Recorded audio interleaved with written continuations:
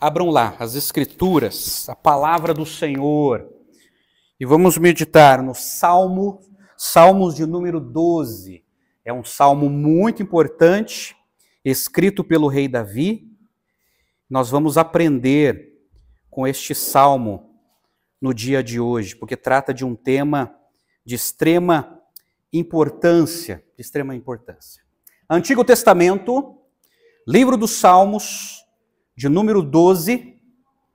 Então abra lá as Escrituras e mantenha aberta, tá bom? Para examinarmos as Escrituras. Algumas Bíblias, por exemplo, de tradução da Almeida Revista e Corrigida, tem o seguinte tema que os tradutores colocaram: a falsidade do homem e a veracidade de Deus. A ARA, a Almeida Revista Atualizada, colocou ali auxílio contra a falsidade. Então, baseado nesses temas, que é o assunto do texto, eu quero falar nessa noite sobre como lidar com a falsidade humana. Como lidar com a falsidade humana. E esse texto, ele trata de como o ser humano, como ele usa as palavras. Ele usa e abusa das suas palavras. No entanto, fala da falsidade humana, mas fala da veracidade de Deus e também fala qual é a conduta que os justos, aqueles que acreditam em Deus, precisam ter. Então, o Salmo de número 12, acompanhe comigo a leitura da Escritura. Salva-nos, Senhor, porque já não há quem seja piedoso. Desapareceram os fiéis entre os filhos dos homens. Falam com falsidade uns aos outros. Falam com lábios bajuladores e coração fingido. Que o Senhor corte todos os lábios bajuladores e a língua que fala soberbamente. Pois dizem, com a nossa língua prevaleceremos, os lábios são nossos. Quem é Senhor sobre nós? Por causa da opressão dos pobres e do gemido dos necessitados, eu me levantarei agora, diz o Senhor, e porei a salvo aquele que anseia por isso. As palavras do Senhor são palavras puras, prata refinada em forno de barro, depurada 7 vezes. Sim, Senhor, Tu nos guardarás, Tu nos livrarás desta geração para sempre. Os perversos andam por toda parte, quando aquilo que não presta é exaltado entre os filhos dos homens. Vamos orar mais uma vez, para que o Espírito Santo nos ajude? Pai querido, nós estamos na Tua presença e nós dependemos do Senhor para entender esse salmo, para entender esse texto do saltério. Ó Deus, que o Espírito Santo possa iluminar nossa mente para entender a Tua palavra e aplica as verdades que estão registradas aqui. Fala, Senhor, ao nosso coração de quem está aqui e quem está assistindo. Nós dependemos de Ti, Senhor. Nós oramos e nos submetemos à Tua palavra, em nome do Senhor Jesus. Amém e amém. Pois bem, qual é a ideia central desse salmo? Esse salmo ele tem uma ideia central. Qual é? A ideia central é o seguinte: em uma sociedade em que mentiras e falsidades são a norma ética, as palavras puras de Deus redefinem o padrão e harmonizam perfeitamente com o seu caráter. Esse salmo, como ideia central, ele nos apresenta que nessa sociedade afastada de Deus e separada de Deus, a mentira e a falsidade são fatos concretos na vida das pessoas. Agora, para entender o texto, o Salmo 12 tem características de um lamento individual. Então é um salmo de lamentação. Aqui, o rei Davi, ele não começa adorando a Deus, mas ele começa se lamentando, dizendo: salva-nos, Senhor, ou Socorro, Senhor. E a causa evidente do lamento é o fato de que os justos estão desaparecendo e a sociedade está sendo ocupada por mentirosos e enganadores. Esta foi a crise do rei Davi quando escreveu o Salmo 12. Parece que os justos, aqueles que temem a Deus, aqueles que amam a Deus, aqueles que obedecem à lei de Deus, são cada vez menos. É a minoria da minoria, da subminoria. E parece que aumenta cada vez mais as pessoas que não querem saber de Deus, só querem saber das suas idolatrias, dos seus egos, e pior, vivem nas mentiras e nos enganos. Essa foi a grande crise diante dos olhos do rei Davi. Mas esse texto, em seu contexto, foi o seguinte: o Salmo 12, ele completa a imagem da cena apresentada no Salmo 11, como já estudamos. Quando o próprio rei Davi, no verso 3, ele exclamou: quando os fundamentos estão sendo destruídos, o que pode fazer o justo? Os fundamentos sociais e éticos, tão severamente comprometidos no Salmo 11, foram eliminados no mundo religioso no Salmo 12. Se no Salmo 11 o rei Davi estava falando que os fundamentos sociais e éticos da sociedade israelita estavam sendo destruídos, no Salmo 12 ele estava dizendo que não tinha mais pessoas piedosas, pessoas fiéis a Deus. É por isso que ele diz assim: ninguém mais é fiel. Os leais desapareceram da raça humana, segundo uma tradução. Mas, pois bem, olha o título desse salmo. A maioria das Bíblias, ela traz um título aí no Salmo 12, e na minha Bíblia está escrito assim, veja na sua, está escrito assim: ao mestre de canto para instrumentos de 8 cordas, Salmo de Davi. Vamos entender essa introdução que foi colocado pelo próprio salmista. Com respeito à palavra oitava, há duas opiniões entre os intérpretes. Primeiro, ela significa um instrumento musical, tá ok? Segundo, enquanto que outros são antes inclinados a crer que ela encerra uma melodia. Isso é, uma melodia de um hino. Este salmo, como a maioria, é interessado ao mestre de coro e declarado como pertencente a Davi. No hebraico temos a palavra, eu não sei se na sua Bíblia está assim, sheminit ou seminit. Traduções mais antigas traz essa referência. Por exemplo, na nossa versão portuguesa traz literalmente por oitava. O termo hebraico seminit sugere um instrumento com 8 cordas. A maioria dos autores hebreus sugere que se trate de uma harpa com 8 cordas, porque vocês sabem que o rei Davi, ele era instrumentista, ele tocava harpa. Alguns pensam que se refere a um poema com 8 estrofes. Ou então, que deveria ser entoado no 8º dia, quando uma criança era circuncidada. Tá? Não sabemos o motivo. Mas sabemos que Davi era um flautista e a harpa tinha 8 cordas. Agora, quais foram as circunstâncias em que o Salmo 12 foi possivelmente escrito? Não sabemos exato quando foi escrito. Muitos estudiosos dizem que o rei Davi, ou simplesmente Davi, escreveu esse salmo quando ele foi perseguido pelo rei Saul. Vocês lembram que o rei Saul era um rei invejoso, impaciente, que se tornou um apóstata. E muitos dizem que nessa perseguição, o rei Saul contra Davi, Davi escreveu esse salmo. E alguns advogam que o rei Davi escreveu esse salmo quando, de maneira louca, o rei Saul mandou assassinar todos os sacerdotes de Nob. Aí, por causa dessa insanidade, dessa loucura, por ter assassinado os sacerdotes, aí o rei Davi talvez escreveu esse salmo. E alguns dizem que ele escreveu quando ele já era rei, quando ele foi deposto pelo seu próprio filho Absalão, quando Absalão o perseguiu.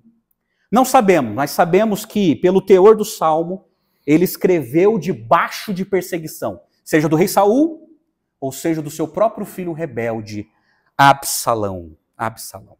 Pois bem, esse salmo ele fala do uso e o abuso das palavras. O uso e o abuso das palavras. Porque através das nossas palavras, as palavras ou nos honram ou nos envergonham. No entanto, eu quero chamar a sua atenção, porque esse salmo, ele trata de palavras. Ele fala da palavra dos justos, a palavra dos ímpios e as palavras de Deus. Essa é a estrutura dos assuntos do salmo. O príncipe dos pregadores da Inglaterra, Spurgeon, ele trouxe uma sugestão que esse salmo poderia ser intitulado como bons pensamentos em momentos ruins. Mas a questão é, o salmo trata de palavra. A palavra dos justos, a palavra dos ímpios e as palavras de Deus. Muito bem, diante dessa introdução, eu peço por favor que você mantenha a sua Bíblia aberta. Eu quero examinar com vocês os versos desse salmo, que tem muito a nos ensinar, e depois eu quero fazer uma aplicação sobre essas palavras, que é o assunto do texto. Olha o verso 1 na sua Bíblia, que começa assim: salva-nos, Senhor, porque já não há quem seja piedoso.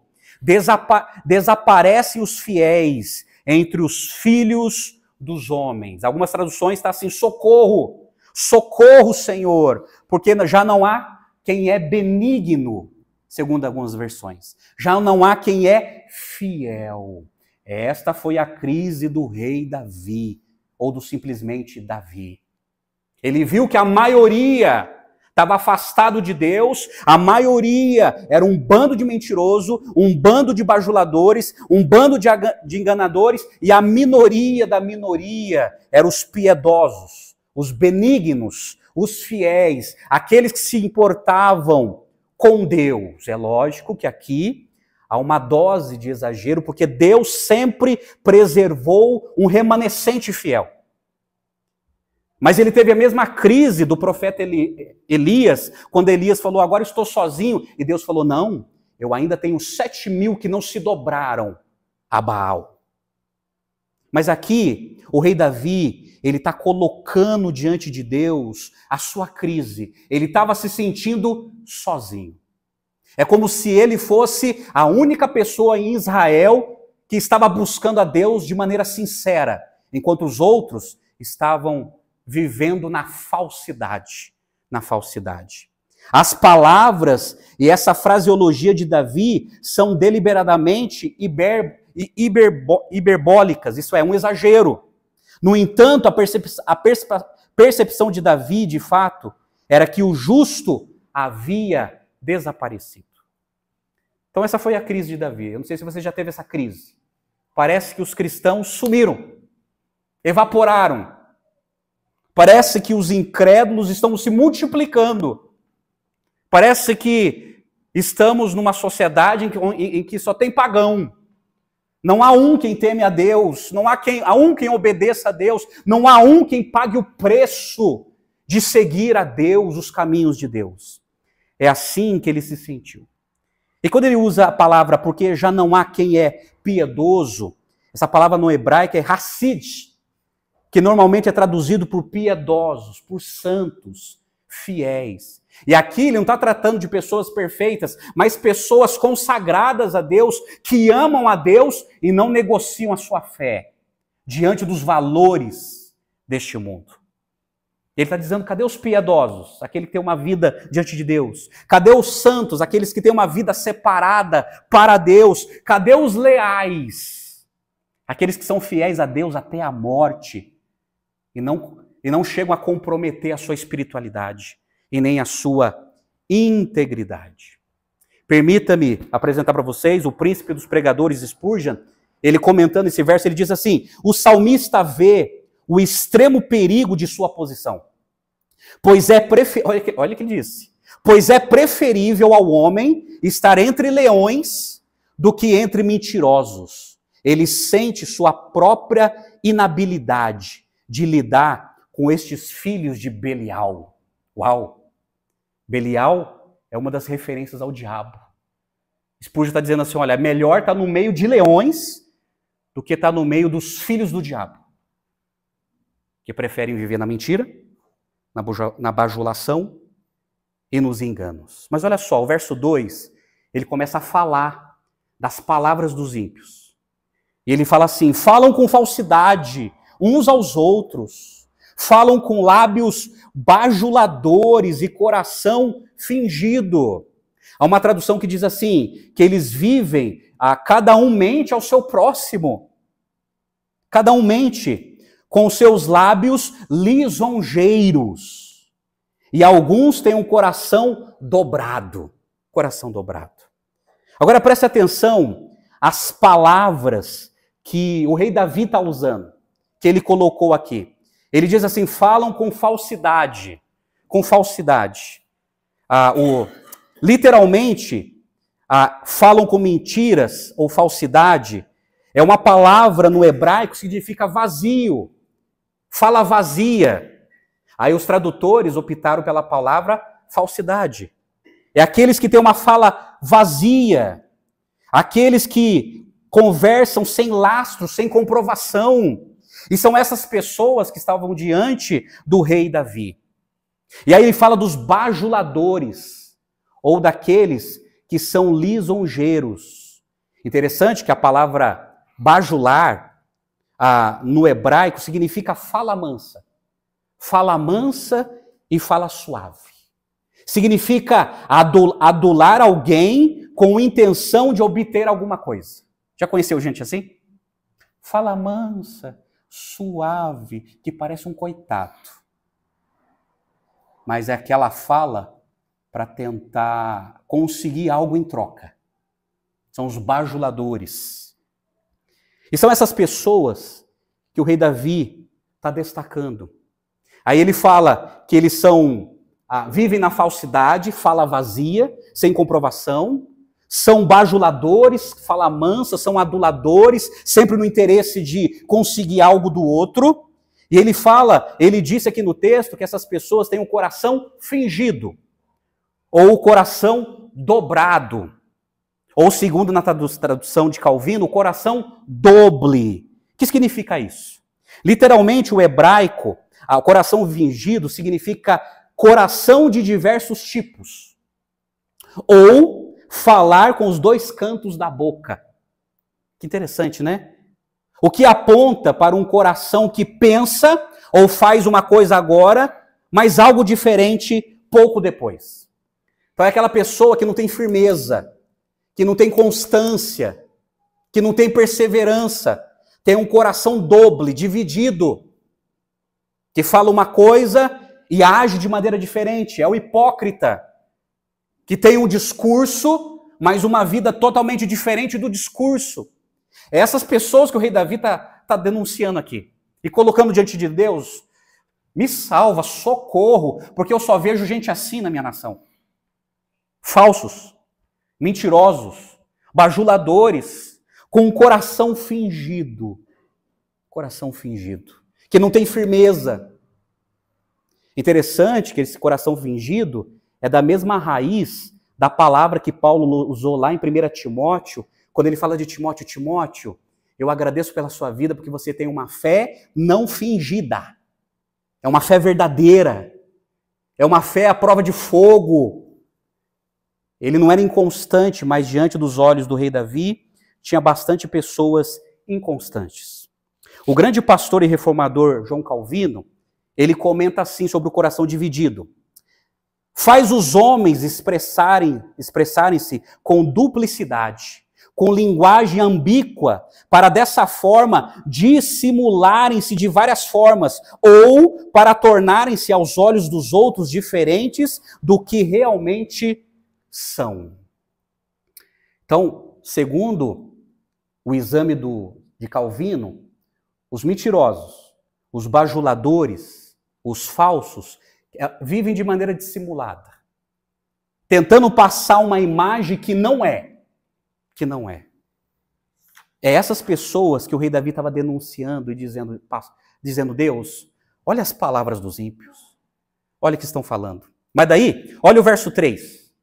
O verso 3, o rei Davi ele destaca uma outra questão sobre as palavras dos ímpios. Ele escreveu assim: que o Senhor corte todos os lábios bajuladores e a língua que fala soberbamente. Vamos entender isso aqui, porque isso aqui é uma oração imprecatória. É uma oração invocando a maldição de Deus sobre aquelas pessoas. Era assim no contexto daquela época.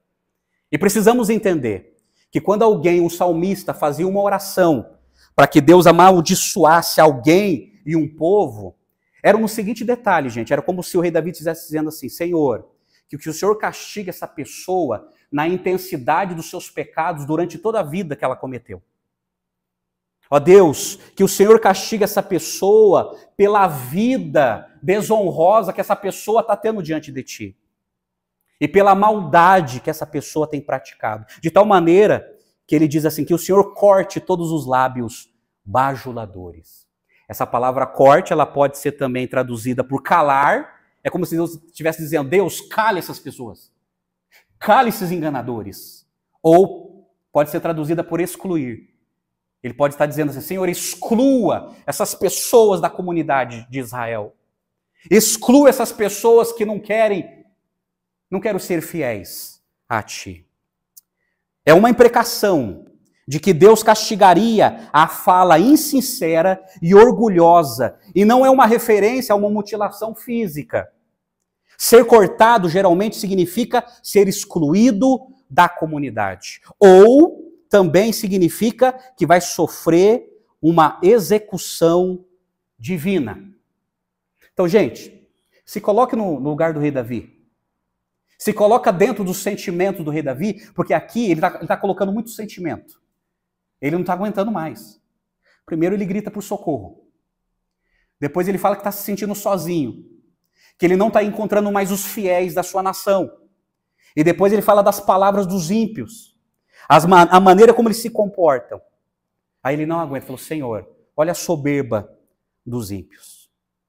Esse é o grande problema. A palavra soberba é arrogante.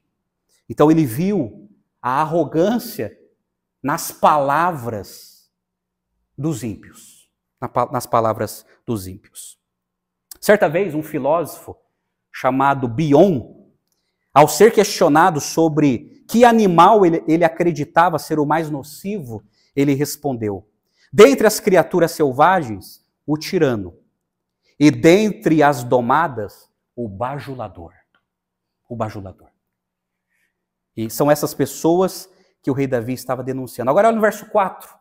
Ele fala do comportamento dos ímpios, quando ele diz assim: pois dizem.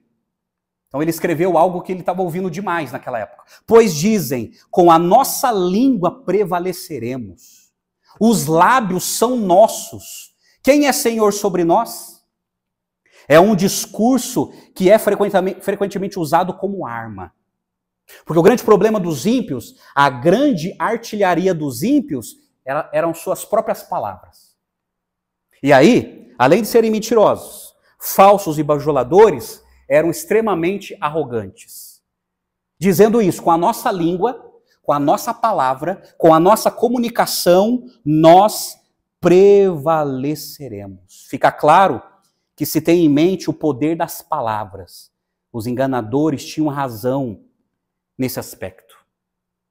Aí, o Dr. Norman Champlin, ele comenta o seguinte sobre as palavras, sobre a comunicação dos ímpios. Ele escreveu assim: os que falam com falsidade são orgulhosos e acreditam não ter nenhum inimigo real. Ninguém prevaleceria contra eles. Estes ignoram a Deus como se ele não se importasse com o que está acontecendo. Não reconhece senhores, nem homem e nem Deus. Conseguem contaminar toda a sociedade com a sua perversidade. Então aqueles homens se tornaram arrogantes, dizendo: os lábios são nossos. Parece até uma criança pirracenta, malcriada, né? A boca é minha! A boca é minha, eu falo o que eu quero! É com essa infantilidade que muitos em Israel estavam se comportando. A boca é minha. Os lábios são nossos. E outra, não há Senhor sobre nós. Ninguém tem autoridade sobre a minha boca. Ninguém tem autoridade sobre a minha conduta. É isso que estava acontecendo. E que o rei Davi estava vendo. E ele tomou nota. Esta é uma declaração de um arrogante, cheio de si mesmo, cheio de razão, com um espírito altivo, que acha que não precisa prestar contas ou esclarecimentos para ninguém. se sente autossuficiente e autoimune, como se nada viesse a acontecer. Então, meus amados, aqui o rei Davi está apresentando as palavras dos ímpios. E ele coloca o seu coração: socorro, Senhor. Socorro, pois eu me sinto sozinho. Cadê os piedosos? Socorro, Senhor, porque os mentirosos são arrogantes. Aí no verso 5, o tom do salmo muda. E está escrito assim, aí o rei Davi coloca a palavra de Deus. Verso 5 diz assim: por causa da opressão dos pobres e do gemido dos necessitados, eu me levantarei agora, diz o Senhor, e porei a salvo aquele que anseia por isso. E aí, quando o rei Davi, ele usa a palavra pobres e gemido, pobres e necessitados, ele não está se referindo só a uma questão social, mas ele está se referindo aos indefesos de Israel, que estavam sofrendo nas mãos dos mentirosos, nas mãos dos enganadores, nas mãos dos poderosos. A palavra traduzida por gemido diz respeito a lamentos, choro. Mais ou menos o que está escrito em Malaquias 2,13, em que os suplicantes cobriam o altar com choro e lágrimas. E ele está usando essa palavra gemido, que significa lamento, choro. O povo, alguns estavam gemendo de tanto sofrimento por causa dos mentirosos.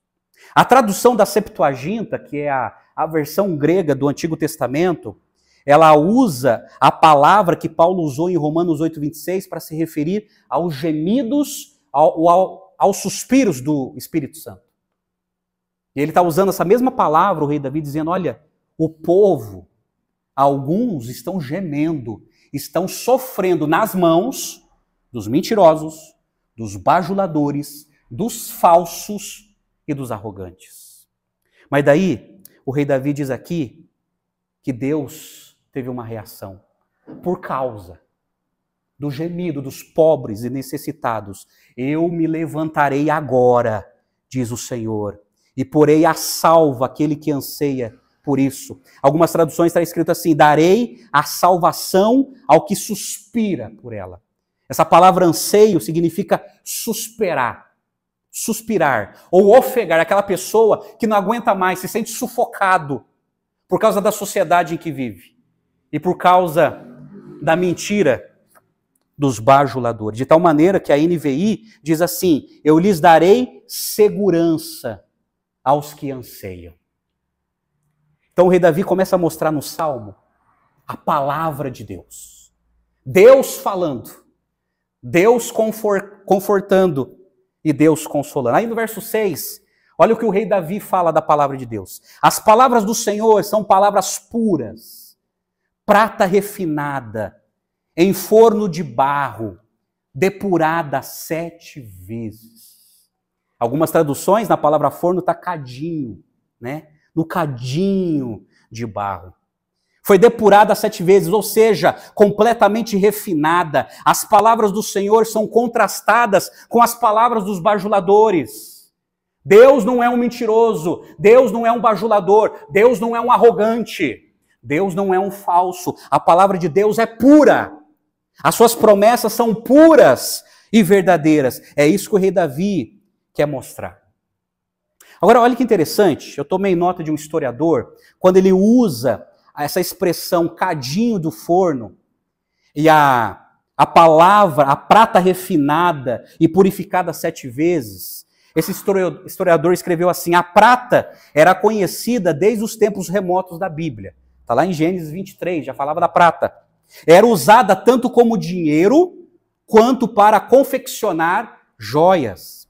Em uma das etapas do processo metalúrgico, o minério era fundido e, em seguida, era refinado ao ser aquecido em um crisol, com um metal de menor valor, como o chumbo. Ao ter suas propriedades impuras combinadas com o chumbo, a prata resultante é um metal mais puro. A repetição desse processo 7 vezes purificaria consideravelmente a prata. uma metáfora bastante apropriada para a palavra pura de Deus, tendo o número 7 como um símbolo de perfeição. Sabe o que o rei Davi está dizendo aqui? Com todo esse contexto da metalurgia de Israel, dizendo o seguinte, olha, a palavra de Deus é purificada. Não que ela era impura, mas ela é purificada, ela é sublime 7 vezes, isso é, ela é perfeita. E aí o rei Davi, ele está trazendo para os seus ouvintes, para os seus leitores, o seguinte, olha, confie na palavra de Deus. Não confie na palavra dos ímpios, mas na palavra de Deus que é pura, é refinada, é testada e ela é perfeita. Confie na palavra de Deus. Aí no verso 7, o rei Davi diz assim, sim, Senhor, tu nos guardarás, tu nos livrarás desta geração para sempre. Ele confiava na proteção de Deus. Este salmo termina com uma nota otimista, declarando com a certeza da ajuda divina, a sociedade corrupta em nada mudaria.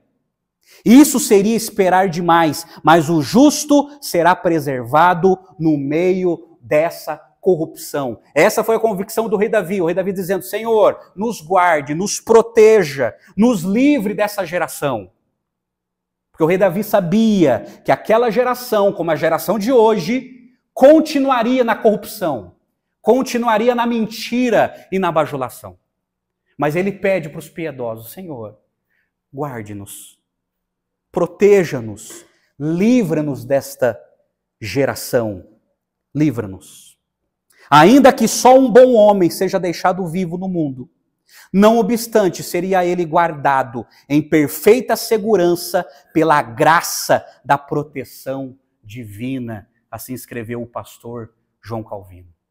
Mesmo que haja um justo nesse planeta que ame a Deus, no meio de um mundo corrompido, numa sociedade corrompida, a proteção divina estará sobre essa pessoa.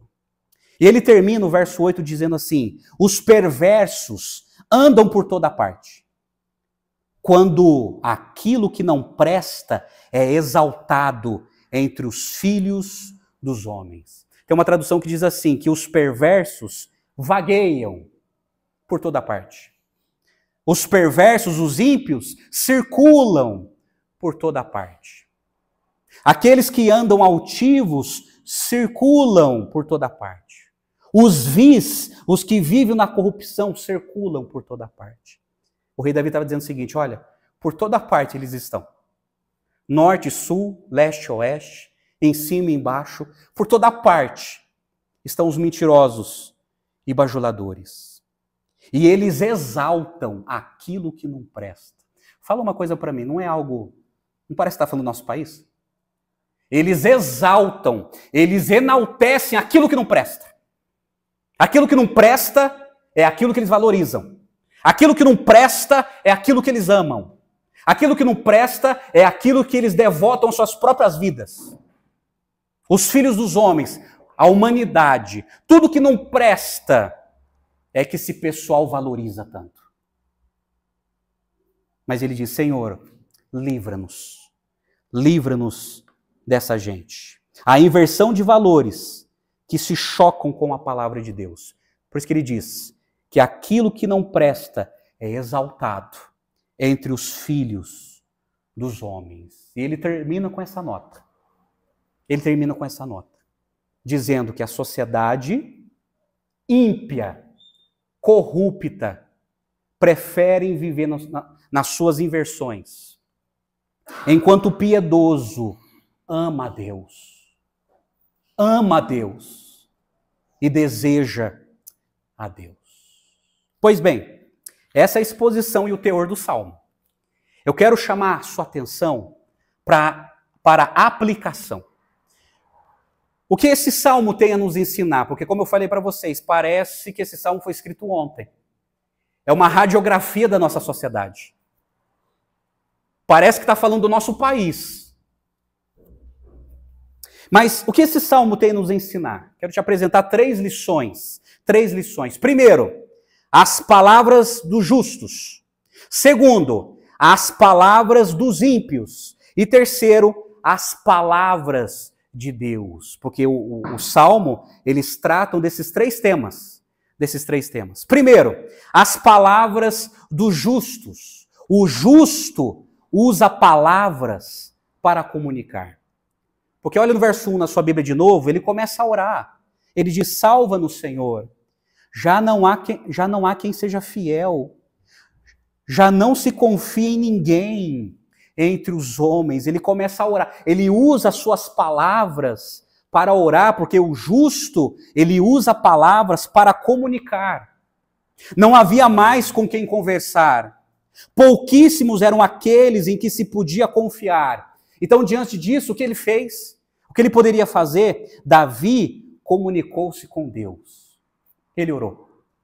Ele se colocou diante de Deus em oração. Então, esta é a palavra do justo. A palavra do justo, o justo, ele usa a sua palavra para comunicar a Deus.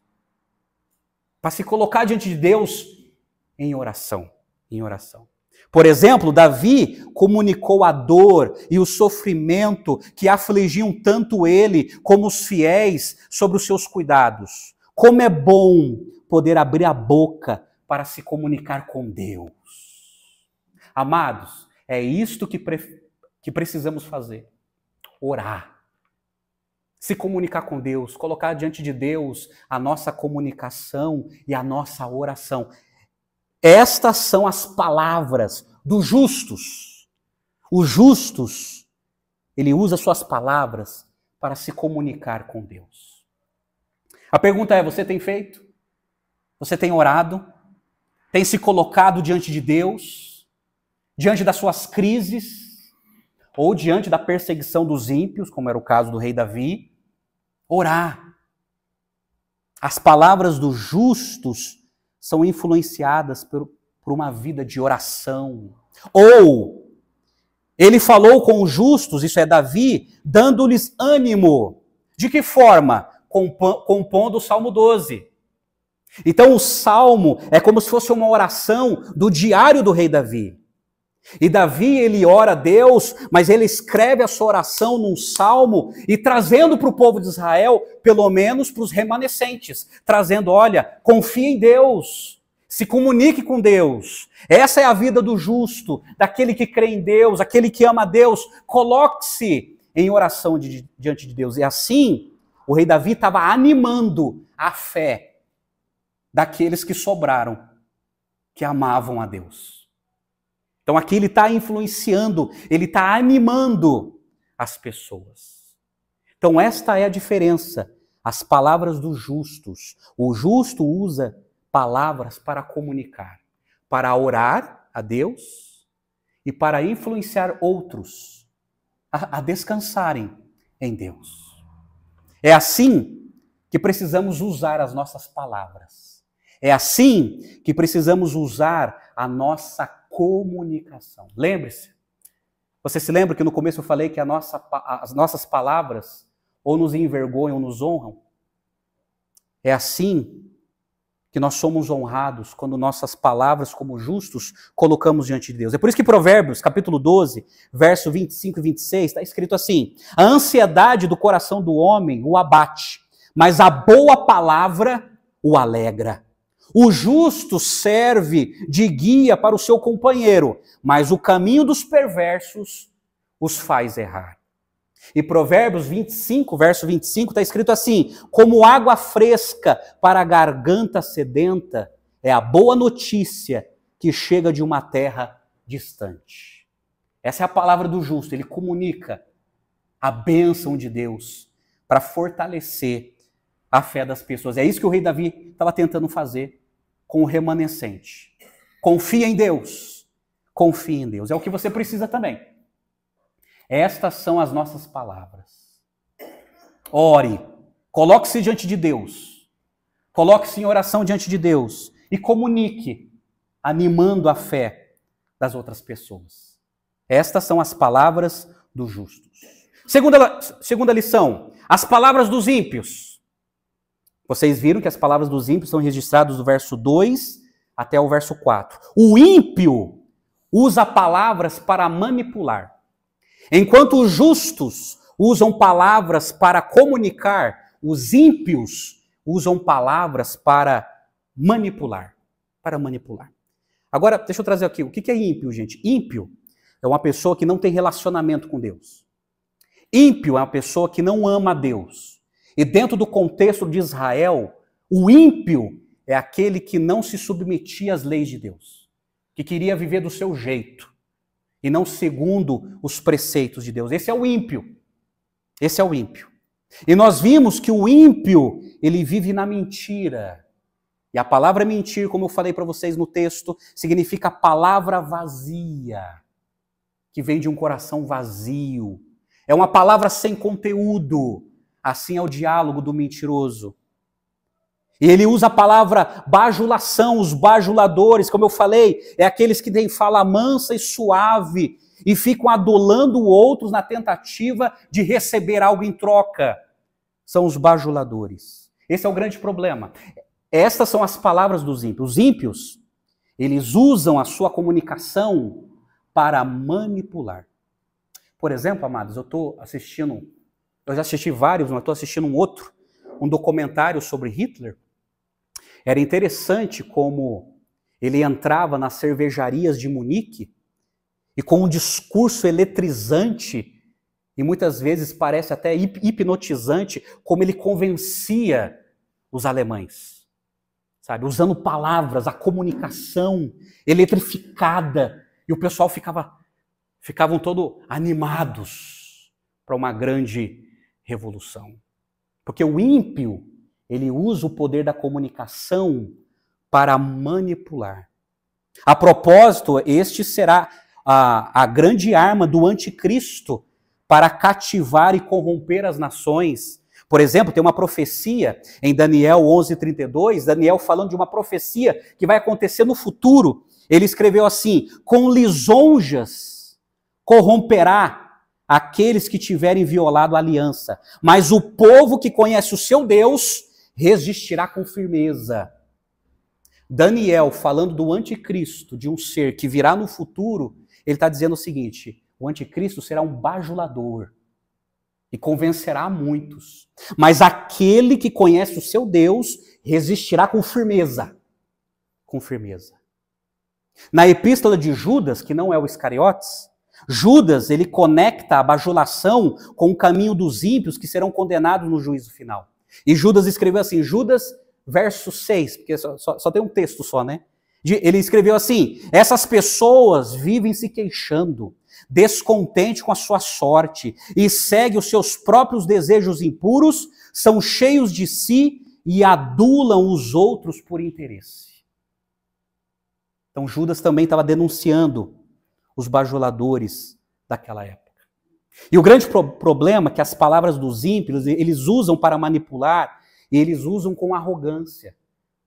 Como aqueles disseram: olha, nós somos donos dos nossos lábios. Quem é Senhor sobre nós? Interessante que o dicionário Aurélio, definindo a palavra arrogância, traz a seguinte observação. Arrogância significa orgulho manifesto através de atitudes altivas, desdenhosas ou soberbas. Isso é arrogância. Orgulho. Orgulho manifesto através de atitudes altivas, desdenhosas e soberbas. Amados, esta é a sociedade ímpia. Estas são as palavras dos ímpios. E o grande problema é que o arrogante, ele se gaba da sua capacidade, como diz o versículo, graças à nossa língua, graças à nossa comunicação. O arrogante, ele se gaba diante do seu poder, pois que ele fala assim, somos donos dos nossos lábios. E o arrogante, ele se gaba da sua autonomia. Ele diz assim, quem é Senhor sobre nós? Quem manda em nós? Esse é o arrogante. Agora, amados, veja, portanto, que o ímpio, ele usa palavras para manipular a fim de obter algo que o exalte, o beneficie ou o recompense à custa dos outros. Deixa eu abrir um parênteses aqui. Estas são as palavras dos ímpios. Essa é a conduta do ímpio. E jamais, meus amados, jamais podemos cair nos pecados dos ímpios. Como cristãos, como os crentes, como pessoas que temem a Deus, nós não podemos jamais reproduzir as palavras dos ímpios. Porque quem é ímpio vive assim, na mentira, na bajulação, na falsidade e na arrogância. A minha oração é que Deus nos livre dessas características que são dos ímpios, mas que não são dos justos. Dos justos. Agora, deixa eu chamar a sua atenção sobre o interesse do ímpio. O ímpio, que ele usa a sua palavra para manipular, ele usa sempre não conduzindo o outro para as veredas da justiça, mas sempre para manipular alguém.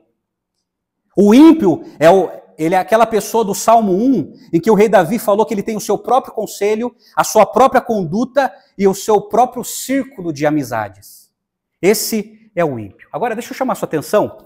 Tem um pastor norte-americano chamado Charles Swindoll. Ele escreveu um livro que chama Vencendo a Mediocridade. E ele falando sobre falsidade, ele mergulha ainda mais nos significados teológicos da palavra. Olha o que ele diz que é falsidade. Grave isso aqui. Falsidade, o que é falsidade? Falsidade vai de uma mentira branda até uma mentira extrema. Falsidade é um subterfúgio diplomático. Falsidade é exagerar os fatos, não contar a história inteira, permanecer em silêncio quando deveríamos falar, encobrir os motivos, bajular alguém, torcer a verdade, acrescentar detalhes falsos, inventar histórias ou também aceitar a ficção como verdade. Tudo isso é falsidade. Tome cuidado. Tudo isso é falsidade. Deixa eu contar a história para vocês de um filósofo que era muito arrogante e muito venerado por alguns, que é o filósofo francês Voltaire. Voltaire. Filósofo francês. Foi filho do seu tempo, do iluminismo. E ele disse uma certa frase, tentando destruir a fé cristã. Ele disse assim: daqui a 20 anos, o cristianismo não mais existirá. Com apenas uma de minhas mãos, destruirei o edifício que os 12 apóstolos construíram. Esse era Voltaire, o inimigo do cristianismo, que queria acabar com a fé das pessoas de sua época. Mas olha só que ironia. Olha como são as coisas da vida e a providência de Deus. No ano em que ele escreveu essa tolice, o Museu Britânico comprou do governo russo um manuscrito antigo da Bíblia por $500 mil, enquanto os livros de Voltaire são vendidos nas bancas dos jornais de Paris por preço de banana, por centavos. Olha que coisa. Enquanto um manuscrito custa 500 mil, eu sei que aqui em Canoinhas não é muito comum ter banca de jornal. Isso tem bastante em São Paulo, banca de jornal, que vende jornal, revista e livros. Nas bancas de Paris, vendem por centavos os livros de Voltaire. Voltaire morreu e sua última enfermeira disse, olha só, a sua última enfermeira, que viu ele morrer agonizando. Ela escreveu assim, ela falou assim: nem por todo o dinheiro da Europa, não quero ver mais um incrédulo morrer. E ela relatou que ele morreu gritando, dando gritos de desespero.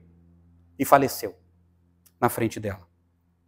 Outra ironia, a casa que Voltaire usava para tentar destruir a fé cristã, a casa que ele tinha, que ele se reunia com seus amigos para beber uísque e champanhe francês e falar mal da fé cristã, depois de 50 anos tornou-se a propriedade da sede da Sociedade Bíblica de Genebra, que distribuiu Bíblias por toda a Europa.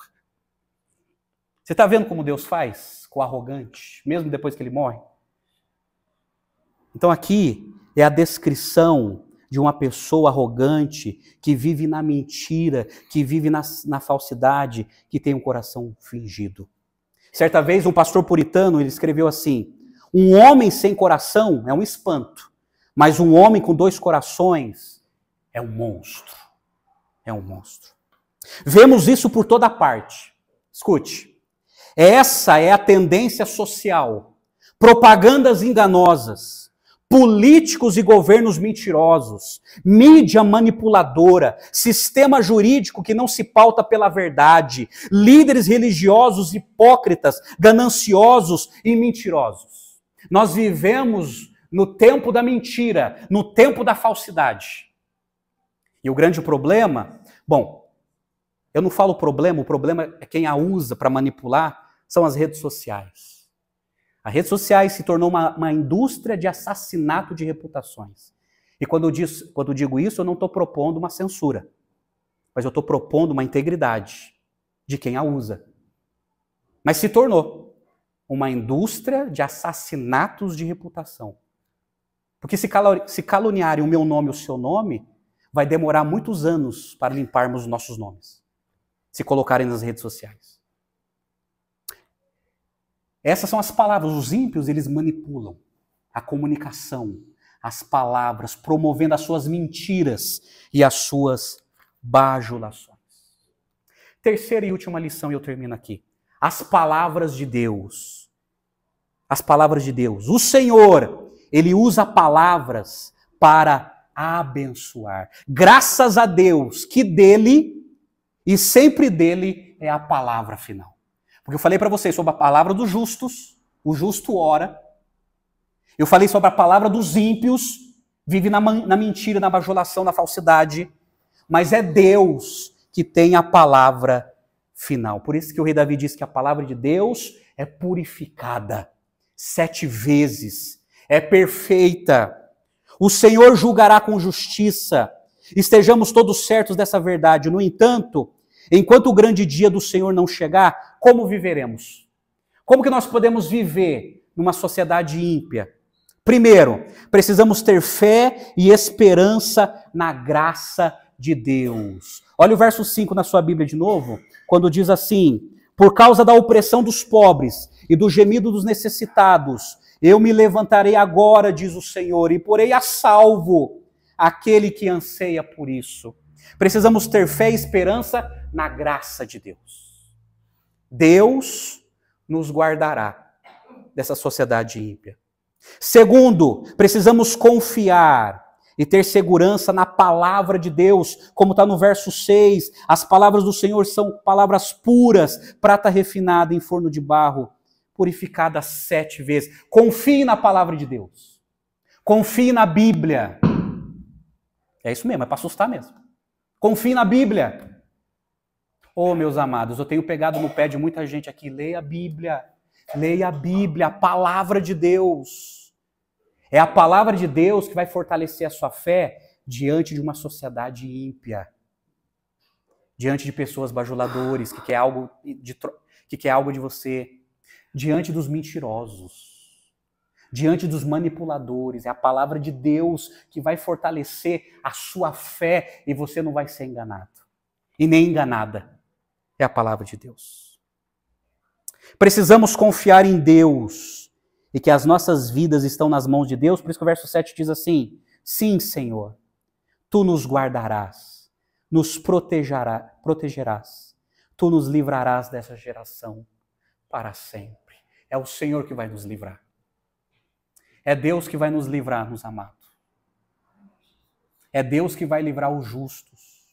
É Deus que vai livrar o remanescente fiel que ainda está sobrevivendo hoje. E parece que é a minoria mesmo. Eu, como pastor, eu falo uma coisa para você, parece que é a minoria mesmo. Porque a maioria não quer saber de Deus. A maioria não leva Deus a sério. A maioria prefere viver nas suas mentiras, nas suas ilusões. A maioria. Mas Deus vai guardar, vai proteger um remanescente fiel que o ama, que o adora, que o prioriza. Pessoas que priorizam a Deus acima dos seus interesses, como fez o rei Davi. Então, estas são as palavras de Deus. O Senhor usa palavras para abençoar. Ele diz assim: eu me levantarei e porei você a salvo. Eu vou preservar você diante de uma sociedade corrupta, ímpia e mentirosa. Amém, gente? Ficou claro? Deu para entender? Eu falei aqui das palavras dos justos, as palavras dos ímpios e as palavras de Deus. Aí eu concluo com algumas perguntas. Primeiro, você tem buscado a Deus em oração? As palavras dos justos. Você tem buscado a Deus em oração diante das suas crises, diante das suas angústias, diante dos seus problemas, diante das suas dúvidas, diante da sua solidão? Olha o que o rei Davi falou: socorro, Senhor, porque eu não estou encontrando mais ninguém piedoso. Diante da sua solidão, você se sente sozinho, como se fosse uma única pessoa temente dentro de uma família. A família não quer saber de Deus, você é a única que teme a Deus, que ama a Deus. Essas são as palavras do justo, nós comunicamos a Deus a nossa oração. Segunda pergunta: você tem agido com falsidade? Essas são as palavras dos ímpios. Misericórdia, que Deus nos livre. Que Deus nos livre da mentira, da falsidade, da bajulação e da arrogância, que é o estilo de vida de muitos ímpios. Que Deus te livre dessas características deploráveis que estão no estilo de vida dos ímpios. Que Deus te livre, porque essas são as palavras dos ímpios. Você tem confiado na palavra de Deus, na Bíblia, as palavras de Deus? Você tem confiado? Eu quero convidar você, hoje, a confiar na palavra de Deus, nas Escrituras. Aqui está as palavras de Deus, que animou a fé do rei Davi, e que não o fez se corromper numa sociedade de mentirosos. Ele preferiu a verdade de Deus à mentira dos ímpios. Ele ficou com a palavra de Deus. Com a palavra de Deus. Eu termino com Mateus 12, verso 36 e 37. Olha só como é perigoso as nossas palavras. Olha só. Jesus disse assim: digo a vocês que no dia do juízo as pessoas darão conta de toda palavra inútil que proferirem, porque pelas suas palavras você será justificado, ou pelas suas palavras você será condenado. Sabe o que Jesus está dizendo? Que no dia do juízo final, quando ele voltar e ele estabelecer o seu trono para julgar, nós seremos julgados por cada palavra inútil. Cada palavra, no arquivo divino, cada palavra está sendo armazenado e que vai ser lembrado no dia do juízo. Cada mentira, cada falsidade, cada bajulação, cada arrogância, a maneira como nós usamos a nossa comunicação, as nossas palavras, serão lembradas e julgadas. Mas daí Jesus ele fala que seremos condenados ou justificados. Não é que a nossa palavra será a nossa redenção, é que as nossas palavras revelam a situação do nosso espírito. Os justos revelam a palavra que vem de Deus, que querem viver para Deus. Os ímpios revelam as suas mentiras, que viveram afastados de Deus durante as suas vidas. Pelas nossas palavras seremos justificados e condenados, porque as nossas palavras revelam a situação das nossas almas e quem realmente nós somos, justos ou ímpios. Eu pergunto para você, diante de Deus, quem é você? Você é um justo ou um ímpio? O justo é aquele que ama a Deus, é aquele que segue a Jesus. O ímpio é aquele que não leva a Deus a sério, mas confia nas suas mentiras, bajulações e arrogâncias. Pense nisso, quem é você diante de Deus? Quem é você? Quais são as suas palavras? Suas palavras é de um justo ou é de um ímpio? Ou você confia na palavra de Deus? Na palavra de Deus. Eu quero convidar você a pensar nisso. A se colocar diante de Deus e dizer: Deus, me perdoa, porque eu não quero viver como um ímpio. Eu não quero viver mais envolvido nas minhas mentiras. Eu não quero viver nas minhas bajulações tentando arrancar alguma coisa do outro. Eu não quero viver na minha arrogância, na minha autonomia, mas eu quero depender de ti. Eu quero viver para ti como o rei Davi viveu. Assim como Jesus nos ensinou, eu quero viver para ti. É o seu desejo? Então ore comigo nesse momento. Feche seus olhos e vamos orar nesse santo momento. Ó Pai querido, nós nos colocamos diante de ti, Senhor. Esse salmo é uma radiografia da sociedade que está separada do Senhor. Esse salmo revela as palavras que saem do coração e que são verbalizadas pelos lábios. Ó Deus, livra-nos das condutas que os ímpios têm reproduzido nesse mundo. Livra-nos das mentiras, bajulações, falsidades, corrupções, da soberba. Livra-nos disso, ó Deus. E cria em nós um coração humilde, inclinado a ti. Ó Deus, em nome de Jesus nós suplicamos, porque dependemos do Senhor, ó Deus. Salva-nos, ó Deus. Socorro, ó Deus, diante dessa sociedade. E preserva, ó Pai, a fé dos teus remanescentes. Levanta, Senhor, homens piedosos e mulheres piedosas nessa nação, para que possam te amar acima dos seus interesses, acima dos seus sonhos, e que possam te honrar com as palavras dos justos que te buscam de todo o coração. Ó Pai querido, que o Senhor nos atenda, que o Senhor nos preserve. Nós oramos e te agradecemos em nome do Senhor Jesus. Amém e amém.